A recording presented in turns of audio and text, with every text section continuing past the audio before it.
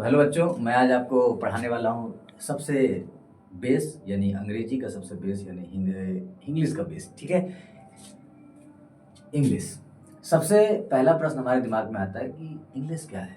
अगर मैं आपसे पूछूं कि व्हाट इज़ इंग्लिश, इंग्लिश क्या है, तो जहन में जो बात आती है उसका जवाब है कि इंग्लिश इज़ अ लैंग्वेज। यानी इंग्लिश क्या है? भाषा है। Clear? English is a language यानी अंग्रेजी एक भाषा है। अब इंग्लिश को समझने के लिए हमें समझना पड़ेगा कि इंग्लिश में आखिर है क्या। तो इंग्लिश में दो चीज़ें हैं। सबसे पहली चीज़ लिटरेचर, जिसे हिंदी में हम साहित्य बोलते हैं, और दूसरा हमारा क्या है बच्चों? लैंग्वेज, जिसे हम क्या बोलते हैं? भाषा बोलते हैं। क्लियर? अब लिटरेचर साहित्य में क्या है? पोएट्री हो गया, प्रोज हो गया, सप्लीमेंट्री हो गया, ये सारी चीज़ें हमारा जो है लिटरेचर में आती है, साहित्य में आती है। नहीं, कविता, गद्य, पद्य, काव्य रचनाएं, ये सारी चीज़ें हमारा लिटरेचर का मैटर है। और उसके बाद लैंग्वेज क्या है? लैंग्वेज में आती है भाषा। भाषा को हम जो भी इस्तेमाल में अंग्रेजी के हम वर्ड्स को इस्तेमाल करते हैं, कुछ भी बोलते हैं, वो हमारी भाषा है। लेकिन भाषा को समझने के लिए उसका एक व्याकरण है, जिसे हम अंग्रेजी में क्या बोलते हैं? ग्रामर। ग्रामर को हिंदी में क्या बोलेंगे? व्याकरण। व्याकरण को समझना है। अब इसके बाद अब एक डाउट आया कि सर व्याकरण ठीक है, ग्रामर ठीक है, लेकिन ग्रामर क्या है? तो ग्रामर को समझने के लिए व्हाट इज ग्रामर, तो जवाब हमारे पास में है कि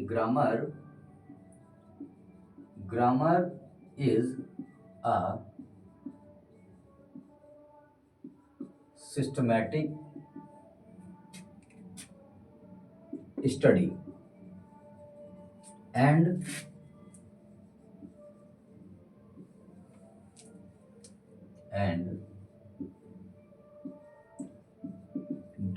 description of a language. Clear? Grammar is a systematic study and description of a language. मतलब कहने का है कि व्याकरण व्यवस्थित अध्ययन है और भाषा का विस्तार है। यानी भाषा को समझने के लिए हमें ग्रामर समझना है। ग्रामर में सबसे पहली चीज, अब चूंकि इंग्लिश का ही पार्ट है ग्रामर, तो ग्रामर को समझने के लिए सबसे पहले हमें उसके बेस पर यानी आधार पर जाना है। और अंग्रेजी का आधार है अक्षर। अक्षर यानी अक्षरों का जो समूह है, जो हमने वर्ड माला पढ़ रखी है, जिसे हम क्या बोलते हैं? अल्फ़ाबेट। तो बच्चों, अब हम अल्फ़ाबेट से स्टार्ट करेंगे, जो हमारे अंग्रेजी का सबसे निचला हिस्सा है और जो हमारा आधार है। ठीक है? क्लियर?